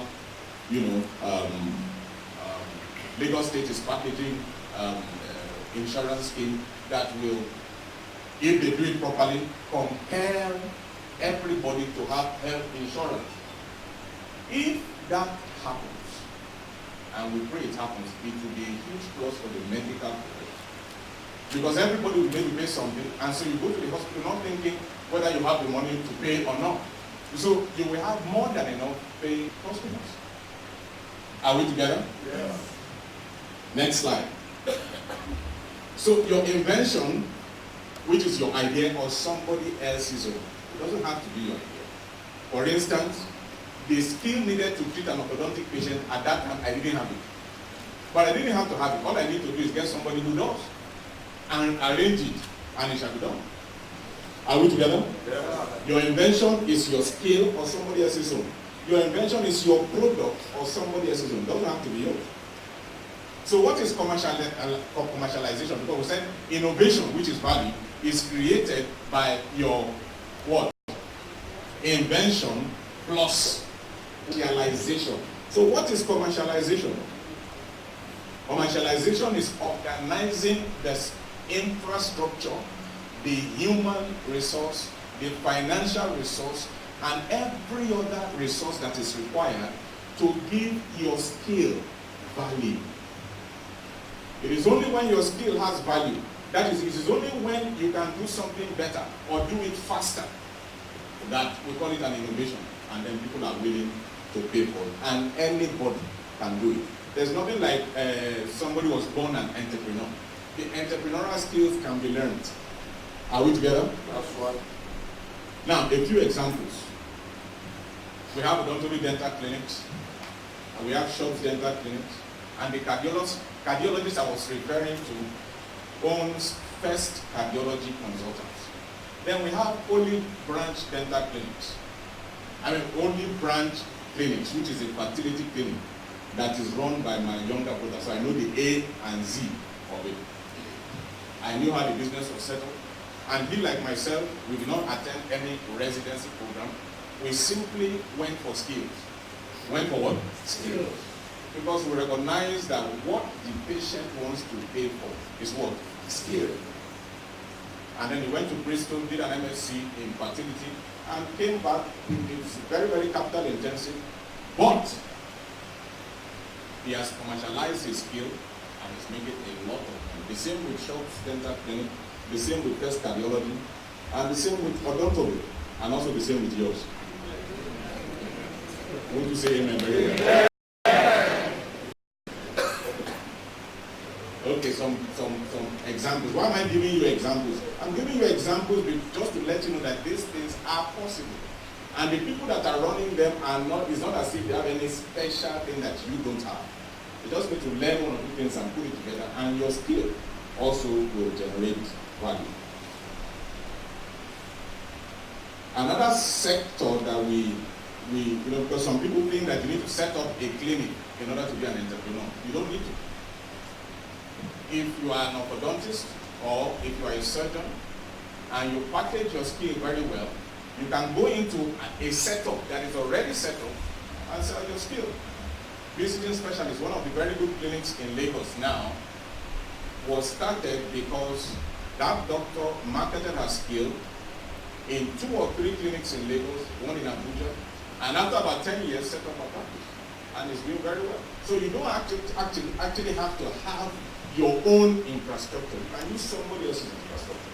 My younger brother, for instance, who runs Only Brand, he was marketing his skill in another clinic for several years, maybe up to 10 years, before he went out and pulled out his own, and it's just wonderful. Now, starting a business, I only have a few minutes left to go, but starting a business in clinic, I think it's easier than being a professor. I think so. much easier than being a professor. So what does it take to start a business? The number one thing you must have to start a business is you must have something you want to sell. A skill, a service, or a product. For us here in the medical profession, it's our skill. So while you are here at medical school, learn all the skills that you can learn. That is what you are going to be selling.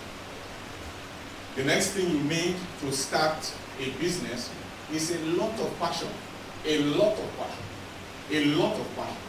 I remember while serving in Benue State, I was in a general hospital, and that general hospital, the dental chair, very old, maybe in the 60s, there was no automation of any kind. So to push the chair back, you have to take a stick, shaped like a T. You push it back, you put the stick to support the chair. Then put the patient back. When you want to do it again, tell the patient to go forward.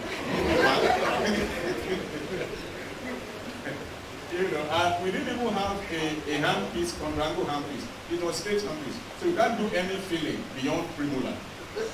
But you will see very wealthy people come into that environment and get treated. And so I began to think, if we set up a clinic in this environment, we'll be able to make a lot of money. So I did what I did. I never had a business plan in my life. But I wrote all the equipment we need, wrote everything, did what is today called a business plan, presented it to the big boys and big girls in that environment. And if I mention names, you will know. But nobody was willing to help me commercialize the invention. Nobody was willing. But the passion was so strong that I already knew the name of the clinic I would have whenever I get the opportunity. So when I came back to Lagos and the opportunity came to lease Solid Dental Clinic, there was no doubt inside me. I knew that this would work. So with the passion And then with the small skill that I had as a general practitioner, and with very clear vision and focus. Because it's one thing to have a vision, it's another thing to stay focused. Because there will be a lot of temptation on the way. After 2 years, 3 years, you're going to get some money. You now want to go into properties and all the other things, which is not bad. But if it makes you lose focus, that your primary business will suffer. And then to run a business, you need a lot of commitment. A lot of commitment. In fact, it is commitment that will take you further than any other thing. You need a lot of discipline. People think that entrepreneurs are not disciplined people. It's not possible to be a successful entrepreneur without a lot of self-discipline. A lot of self-discipline. Discipline with yourself, discipline in your profession, and discipline to stay within the ambience and the legalities of your profession. And the last one there, the second to the last one is a paying customer. No matter what you are doing, if there's nobody to pay you for it, you don't have a business. So you really need to think about, where is my customer going to come from? And for us here, we live in an underserved market, which means there are people with medical problems everywhere. Everywhere. General hospitals are full, teaching hospitals are full, many private clinics are full. So the market is not a problem. So the market is available. It's just that you need to arrange yourself and package yourself and select the segment of that market that you want to reach. For instance, we come to our educational clinic. It's very different from the VI clinic. Very, very different. Because the type of people we are reaching at education are different from the type of people we are reaching in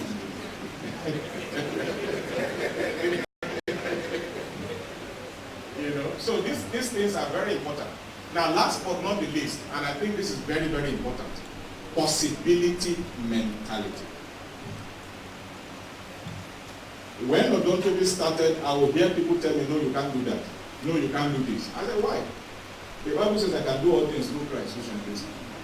So you need particularly in this environment where people make things difficult, the authorities make things difficult, you need to have a very strong possibility mentality. I need to be feeling that mentality to stay strong, because you will need it to break down all the barriers, to break down all the obstacles you might meet on your way to the different levels of success that you want. So it's easy to start up a business. It's easier than becoming a professor. Much, much easier. Much, much easier. And like we said, the mentor of John Ron, he said, profits are better than what? Wages are good, but profits will give you more reach. Profits will make you more effective. Profits will help you reach many more people than wages can do. And at the end of the day, you know what car that is? That's a Rolls Royce. Everybody in this room has capacity to drive that car. Retire rich. Retire what? Rich. So you've got to do a lot of planning. You've got to do a lot of implementation to make sure that when you retire as a dentist or as a medical doctor, you have made enough investments to allow you to be independent in your retirement years. And because that car is my target, next slide, I went to the shop where it's sold and I put my hand on it. One day, I will also get there. Thank you very much.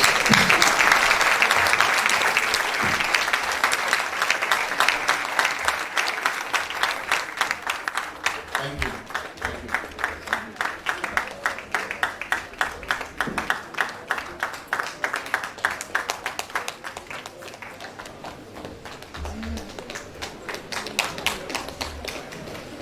Another round of applause, please.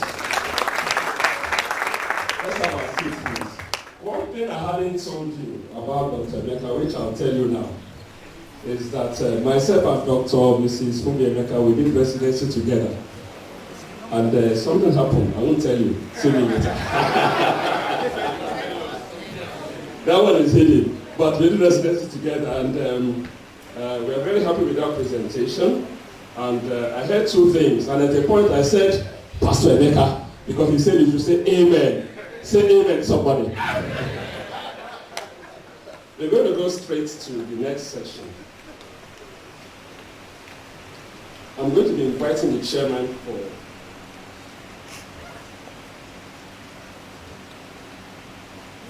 we're going to be having the second section, the next lecture, that's going to be presented by Dr. Cosmas Maduka.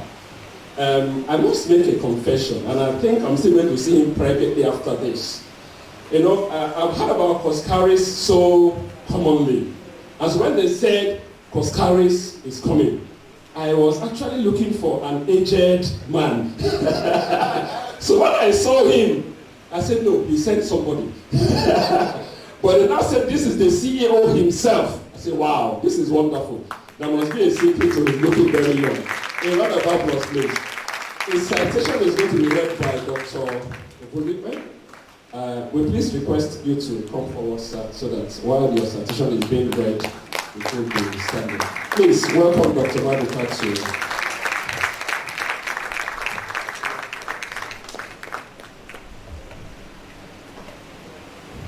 Distinguished ladies and gentlemen, our keynote speaker for the 14th Faculty Conference is a big fish who needs no introduction, because his extraordinary success story against all odds has inspired and continues to inspire thousands of people across the country and even beyond.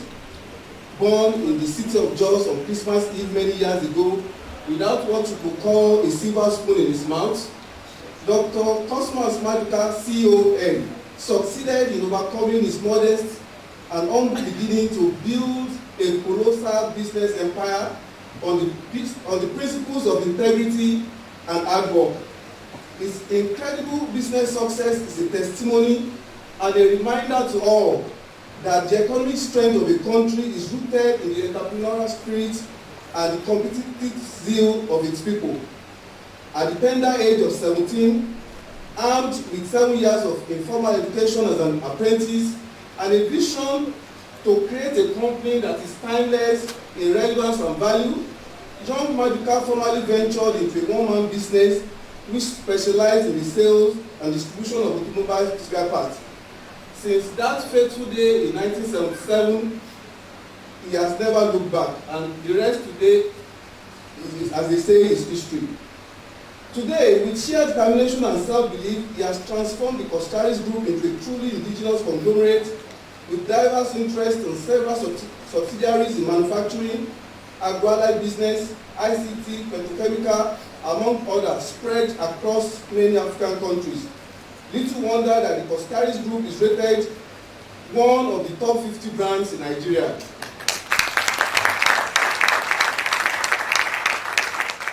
His flagship, the Coscaris Motors, ranks as one of the largest distributors of automotive spare parts in Nigeria and a franchise holder with over 8 luxurious automobile brands, including Jaguar, Rolls-Royce, and BMW.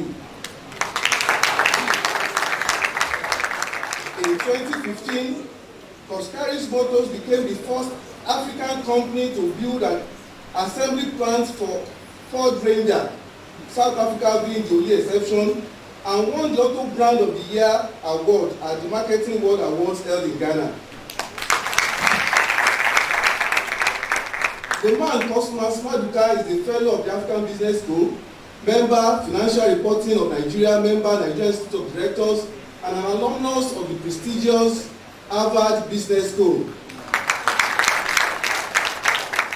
He sits on the board of several reputable companies and organizations in Nigeria and abroad, too numerous to mention, and also served as the president of the Nigerian Table Tennis Federation for 16 years, during which time Nigeria led the rest of Africa in all categories of competition. Through his pet projects, the Coscaris Foundation, he has awarded numerous grants and scholarships which have enabled many indigent but bright students to pursue their ambition in various institutions of higher learning.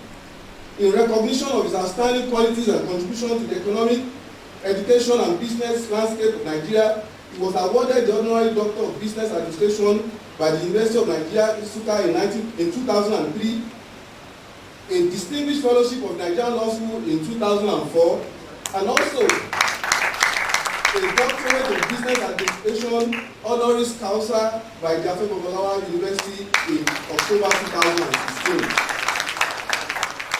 In 2015, Dr. Maduka was featured in CNN Marketplace Africa and Forbes Africa to underscore his status as an icon in the Nigerian automobile industry and a benchmark through which others are measured. Dr. Cosmas Maduka was ultimately honored by the President Goodluck Jonathan with the national honors of the Commander of the Order of Niger in 2012. One of the very few in the same honors. Energetic and highly respected by both governmental and non-governmental organizations, Dr. Cosmas Maduka is a highly sought-after motivational speaker at local and international events. His favorite quotes include, "Life is not what happened to you, but what happened in your mind. Don't work for money, work to learn. If you are not ready to risk anything, you have risked everything. Adversity is nothing but a burning fire that burns out impurities in one's life." Cosmas Maduka is widely known for his Christian faith, having given his life to Jesus early in life, and this has had tremendous positive impact on his life. He's happily married with children and loves playing and watching football. He will be delivering the keynote address today titled "How to Succeed as an Entrepreneur in Nigeria, the Costaris Group Model." Ladies and gentlemen, with a very warm applause, please welcome the 14th Faculty Conference speaker, Dr. Cosmas Maduka, CON.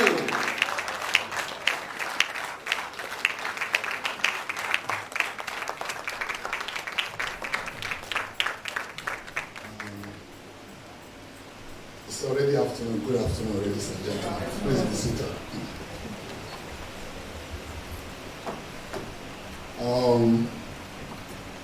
I think our former president, Richard Obasanjo, said that we've tried to learn a lot of things, and one of the things we've learned that is very valuable is when you are running out of time in an occasion, you get up and say, "All protocol observed." But I'll still recognize the Vice Chancellor. Ladies and gentlemen, it's a great privilege and real honor for me to stand here before you this afternoon because by all means, I am the least capable to stand before you if everything life threw at me is anything to write home about. The gentleman talking to you this morning did not go beyond a four-corner wall you call school, beyond elementary threat till today. Forget about all the other things you have had. When you see people that have very large CV, it just show you that they have no education. Those who have it, they just say, okay, BSc Economics, BSc MSc this, and then the thing finished. But when they start to pack it up, just to be able to make it look important. Life, let me repeat again, it's not about what happens to you, but about what happens in you. I have about 27 pages script written, which I've seen that they've done a great job by putting it in a paper so you can read it yourself. So I'm just going to talk through it. And I'm also not disappointed because truly I believe that Dr. Mecca could do a justice to this event than myself. And is one of your own, having gone through this institution. And I've seen him run a successful entrepreneurship in the dental field. Everything I need to say, he had already said. So I'm just going to try to talk to you about mindset. Because Success and failure all start from our mind. Like I said, by every means and standard, every one of you is better than me, myself. So if I am successful in this economy, there's no reason why any of you cannot be successful. If you are not successful, it will be because you do not want to be successful. But the real truth is that in life, I've never seen anybody who work hard not to be successful. I've seen everybody working hard to be successful. When we talk about success, can we truly predict success? We can predict success. Success is predictable, and failure is equally predictable. How can you predict success?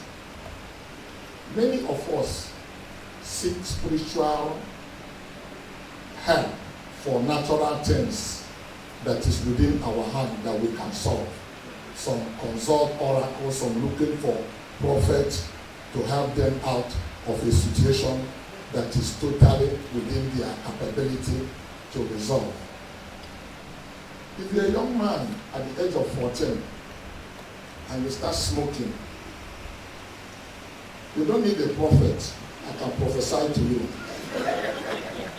By the time you are 35, either your heart is as dark as charcoal, or you will definitely be suffering from,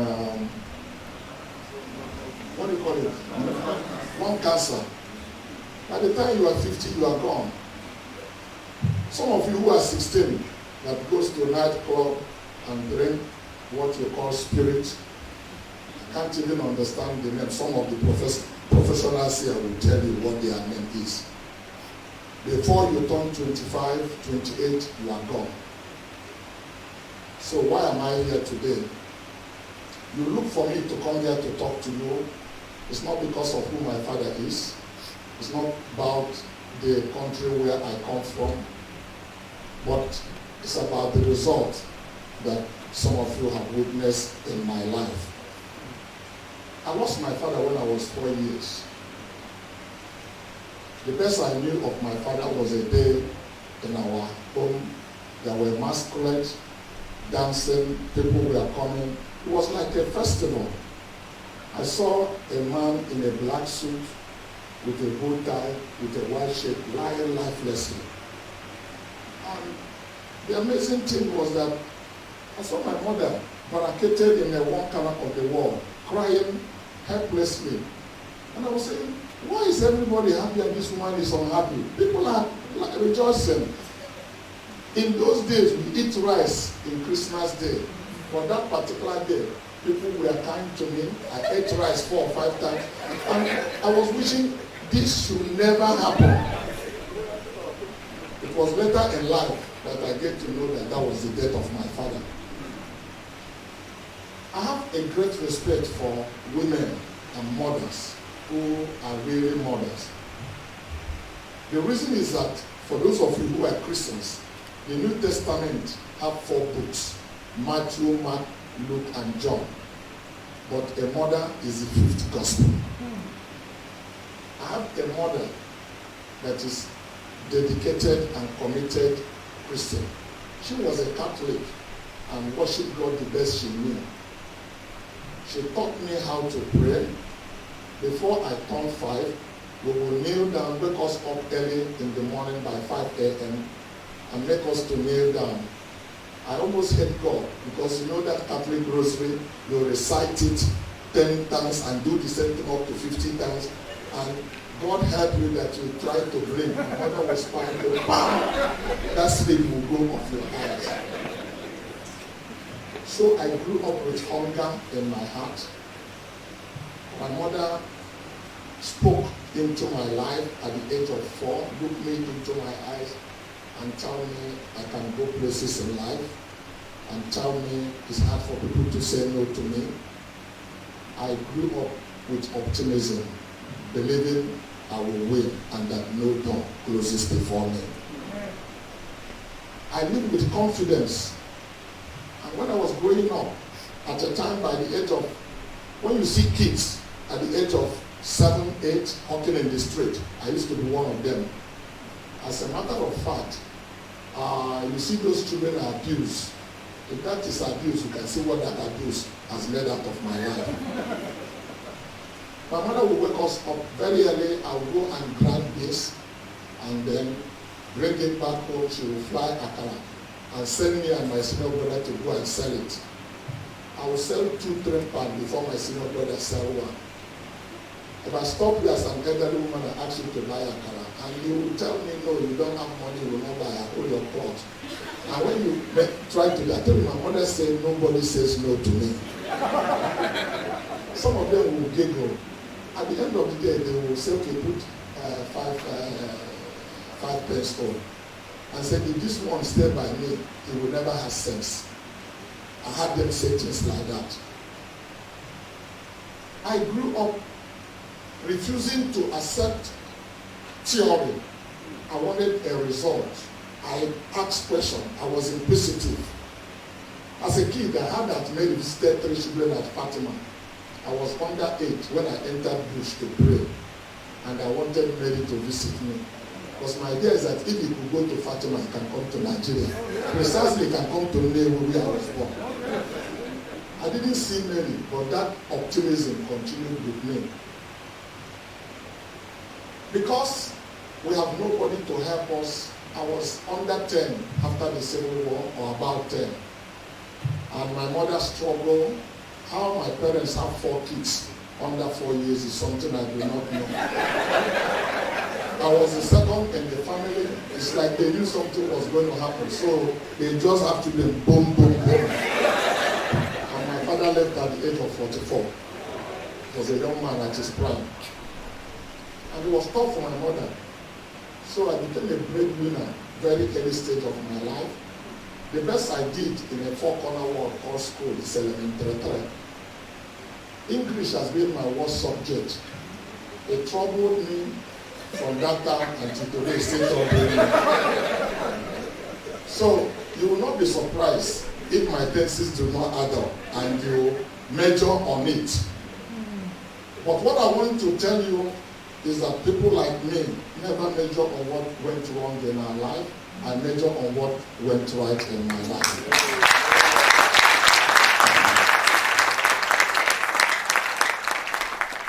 No single person have it all. My mother didn't speak English to me, so she spoke vernacular. I was at BBC Igbo 1 week ago, so you can Google it and listen to me. You can see how French my thesis are. Because that's what my mother spoke to me. But what is important in communication is that the person you are talking to understand what you are saying. Is that correct? The problem many of you have is that you've been so educated and educate away from yourself. Because you derive your value from the certificate you have, and as if that is who you are, and that's what makes you. If you think your certificate is everything, the next time you enter a taxi or a bus, don't pay. When you stop, show the driver your certificate. If you escape a beating, you have to pay before you pay. And that's what Emeka was telling you. Until you can convert the education you have to a value, to something substance, you are an intellectual fool. I've seen many of them who has 4 or 5 PhD of no relevance, not to themselves, not to the community they belong to, not to their own family, and he has 4 or 5 PhDs. So I'm not saying this to make education of not important. If I think I'm saying this to justify my ignorance, then I should not have sent my children to school. Incidentally, my daughter is a medical doctor. Yeah. My first 2 sons, both of them read economics at the Unilag. But I didn't pursue education. I pursued excellence. And today, degree are pursuing me. And that's what one of the things I want you to learn today. Don't pursue money. The more you run after money, the more money run away from you.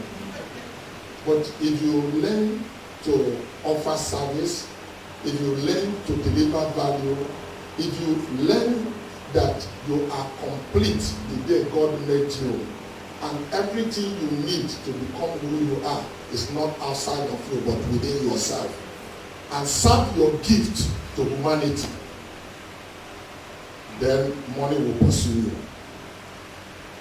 It's the gift that you are born that people are looking for. You know, you didn't call me here to come and see customers in Malaga. You wanted to see what made me who I am. And it is this gift that I am born here that I discover that I'm serving my generation. People go to church and all they're interested is how long they live before they die. You know, I am 90 years, I am 100 years, I am 120 years. If you read the Bible, only one passage is recorded about the man that lived the longest life in life, and that is Methuselah. And the Bible says Methuselah lived 990 years and he died. Nothing more was said about him. Jesus died at 33. None of the apostles lived beyond 70. But we never stop talking about them. Life is about the impact you make in the life of other people. Not how long you live, but how you influence your community, the impact you make. We're all going to die. So forget about this, you must live 70 years. Because if that is a qualification to know that God is with you, then God is not with Jesus, and he was not with most of the apostles. None of them reached, some of them didn't hit 50. But they lived a life that if this world stay for another 1,000,000 years, we will not stop talking about them. What is important is for you to believe in yourself. Young people, listen to me. You make yourself when you are young. Statistics prove it. All successful people in life became successful between the age of 12, 16, and 28. You are in a borderline. By 30, you are almost crossing it. 40, 50, 60, 80. Do they make it in life? They do, but very rare. Very few people. If you never somersault before the age of 8 and 25, don't try it. Because you have a spinal cord injury naturally. There's a time in your life you are at your best to become everything you are. So, why do you hang around people who are going nowhere? Because these are people who always want you to go with them. But ask them, where are they going? They don't know where they are going. But they are looking for comfort. Sit down, gossip, tell you how that man make money from juju and all of those things. And, those kind of silly talk. And they try to massage themselves and sit comfortable in their spirit with it and never achieve anything for themselves. So, the reason why we are here is to talk to you, because many of you think the solution lies in running away. But Emeka has addressed it, extensively. It's not about where you run to in life that matter. I work for my uncle because the death of my father, my mother have 4 kids to take care of. So he was supporting my senior brother to at least get to elementary 6. So I dropped out of school at elementary 3. But if you ask me to give opinion about myself, which is the thing that is also part of the thing I want you to learn today, you must have opinion about yourself. Because if you don't have opinion about yourself, some other person is going to give you his opinion. And you begin to believe about that person's opinion about you rather than who you are. So, if you ask me to tell you about myself, I will tell you I have a first-class brain. If I've gone to school, I will be a professor. I will not stop at anything. I am very intelligent. You think I am big-headed, so let it be. But that's what I feel about myself. It's a statement of self-esteem. What I think about myself. Mathematics is my best subject. Before my teacher finished setting it, I present my book. I've never been good with English. You know, the day of dictation I go late. Because I'll be exposed. But I never major on it. Oh yeah. I met a man one time, I was talking to a researcher talk, you know, I have a physicist in, I may have a PhD in physics. I said, that does not make you more than a human being. It only makes that when it comes to physicists, I salute you. Or when it comes to automobile parts, I ask you to sit down so that I can talk to you.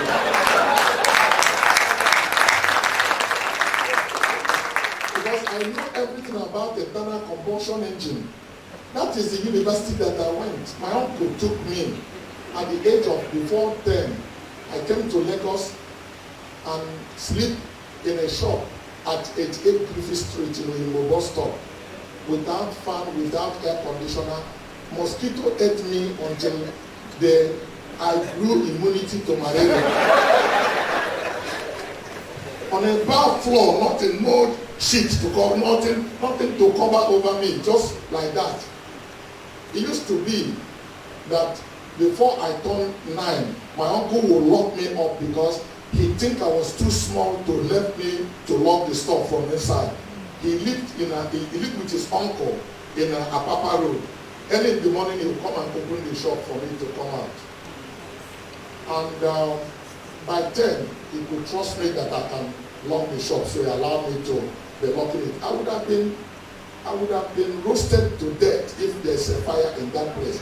The life I live is way out of this world. But is that end to life? The reason why you have difficulties in life, everywhere you have been in life is a school. It's whether you have the ability to learn, whether you are willing and interested to learn. Life takes you through school, and don't make mistake and think you have a time where you graduated in life. Any day you think you graduate, nature has a way to write you a new subject that you need to study. You never get to a point, and that's why for some of you who do not know, success is a journey. It's not reaching a goal. It's not a destination. You never reach the goal of being successful until you ultimately make it to the rapture or be in heaven. Otherwise, you are in a journey of a success. How do you measure success? You don't measure success by a position you attain in life. You measure success by the obstacles you overcome to get to the position where you are. Some people inherited success. Some people were born a million. You cannot regard those people as successful people. But when you have difficulties in your life and you overcome those difficulties to get to the point where you get to, then we can say ultimately you are successful. I worked for my uncle. At the end of 5 years of hard labor, I worked without salary. That's why I said, don't work for money, work to learn. It was Robert Kiyosaki, a Japanese, the bestseller of the book, Rich Dad and Poor Dad, that made that statement. Don't work for money, work to learn. Many of you believe the only thing that motivates you in life is money. Then you can easily be frustrated. You need to really ask yourself, what are your values in life? After working for my uncle for 6 years, within the apprenticeship time, forgive me, it's a testimony, whether it makes sense to you what I'm saying here, I just think I can read through all of this, but why do I need to come here and give you intellectual talk? Is there anything you are looking for? You cannot Google and be able to find them today in the internet. So I decided to speak from my mind, from my heart, and let you really share in my story.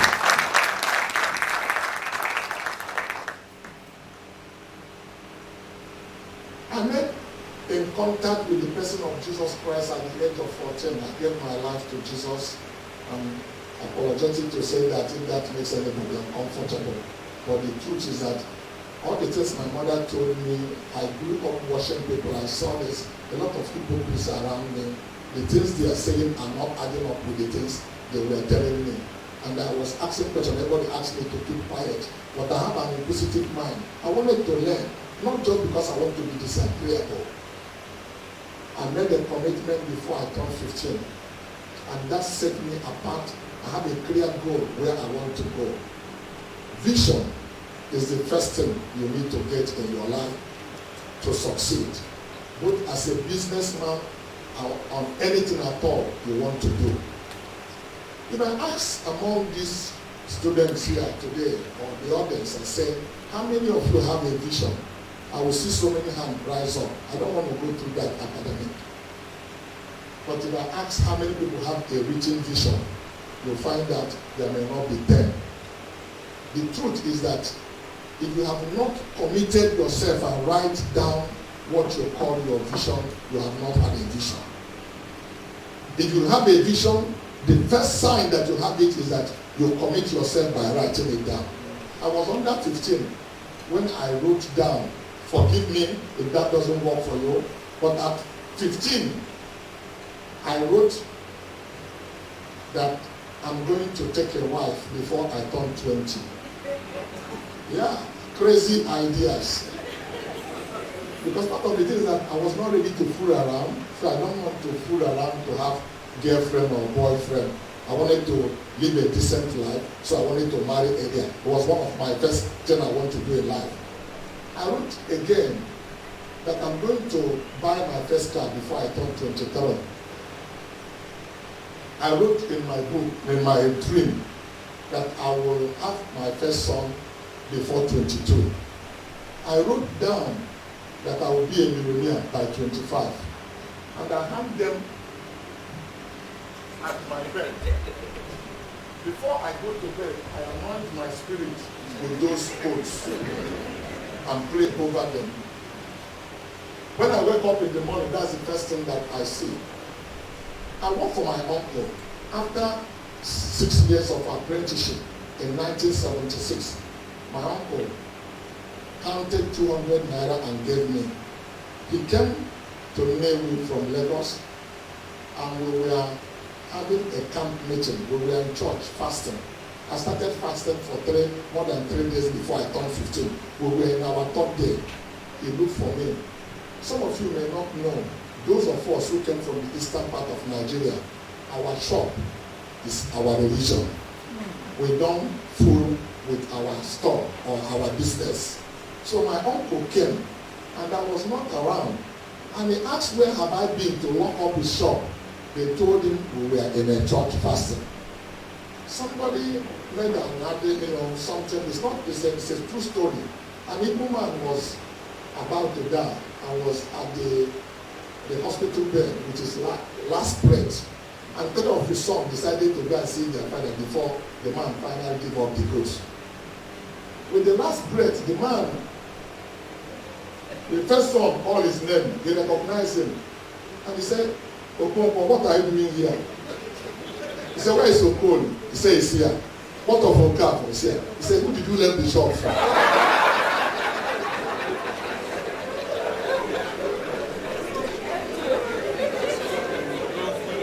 Because I'm dying, is that why you should close the shop? If you have any quarrel with an Igbo man, it's always saying to you, close his shop. It's a secret. I tell you, boy, let us talk now. What's the problem? Let's talk now. What is it? But it's a religion. So I committed unpardonable sin, taboo, to lock my boss shop. So I went with my senior brother and my uncle. It's not a distant family, it's my mother's junior brother. Counted 200 naira and said, Cosmas, this is your settlement capital. So, good luck to you. You can be a religious fanatic. Whatever you want to do it with your best. But I knew a little things from the Word of God. I believe in principle.